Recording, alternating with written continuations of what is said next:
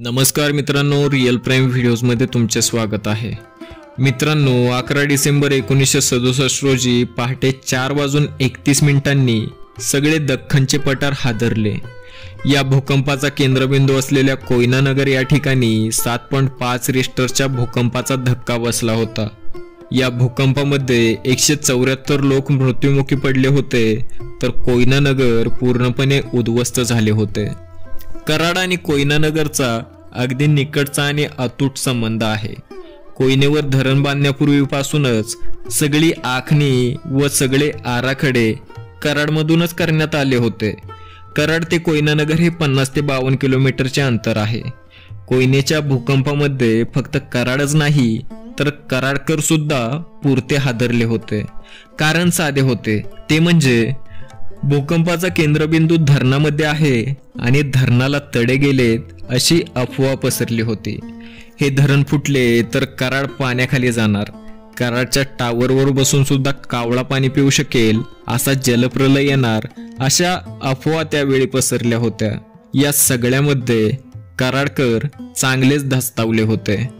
पण तरी सुद्धा कोयना भूकंपग्रस्तांना मदतीचा हात देण्यासाठी अनेक सेवाभावी संस्था आणि स्वयंसेवक कराडमधून कोयनेकडे धावले होते. कोयनेकडे जाणारा रस्ता खचला होता, पण मन खचू न देता जखमी झालेल्या, भांबावलेल्या, शुद्ध हरपलेल्या भूकंपग्रस्तांना मिळेल त्या गाडीने कराडमध्ये आणण्यात आले होते. सरकारी दवाखाने, कॉटेज, मोठे दवाखाने यांच्यामध्ये जखमीवर इलाज करण्यात आले. शाळांच्या इमारतींमध्ये निवासी छावण्या बनवण्यात आल्या आणि कोयनावासियांना मदतीचा ओघ मिळण्याचे केंद्रस्थान कराड शहर बनले. 1967च्या अगोदर महाराष्ट्राला भूकंपाची माहिती आणि भीती नव्हतीच, पण कोयना नगरमध्ये झालेल्या भूकंपाने एक तीव्र जाणीव करून दिली. त्यानंतरच्या काळात कोयना नगर आणि कराडला कमी तीव्रतेचे भूकंपाचे धक्के जाणवले, पण सुरुवातीच्या काळामध्ये भीतीचा धसका इतका होता की कराडकरांनी स्थलांतर करण्याच्या योजना बनवल्या होत्या. दुर्गाडीच्या दुष्काळात कराड ज्याप्रमाणे ओझ झाले होते, तसेच ते आता होईल की काय अशी भीती होती. त्यामुळे कराडच्या औद्योगिक विकासालाही चाप बसला होता. पण मित्रांनो, ही भीती आणि परिस्थिती सुदैवाने तात्पुरतीच होती.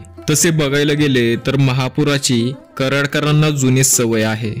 कारण या शहराच्या तिन्ही बाजूला नद्यांचे प्रवाह आहेत.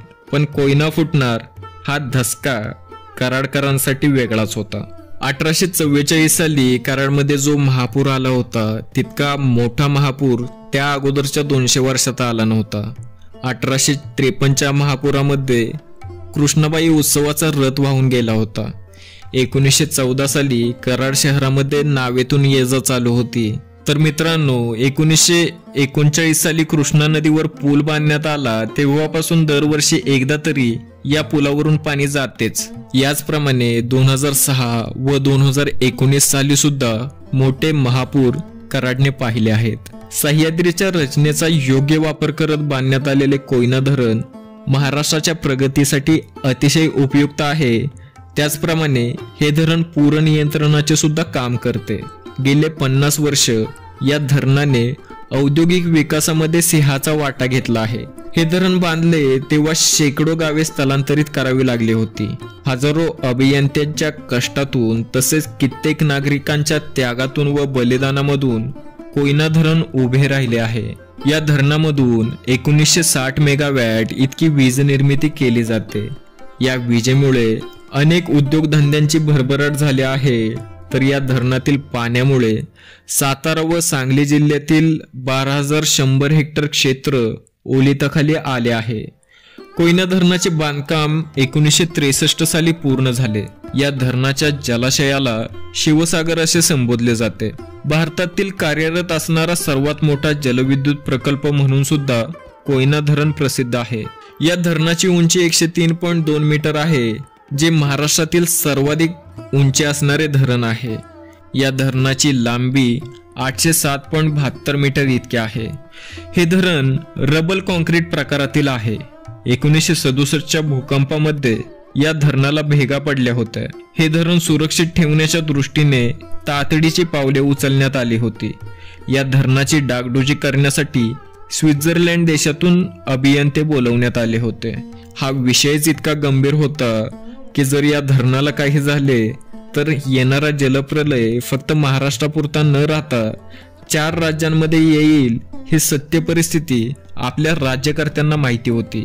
त्यामुळेच 1967च्या भूकंपानंतर आंतरराष्ट्रीय भूगर्भ वैज्ञानिकांना या भागाचा अभ्यास करण्यासाठी बोलवले होते. आता त्या घटनेला 65 वर्षे उलटून गेली आहेत आणि अभियंत्यांच्या कष्टाला व विस्थापितांच्या त्यागाला यश आले आहे.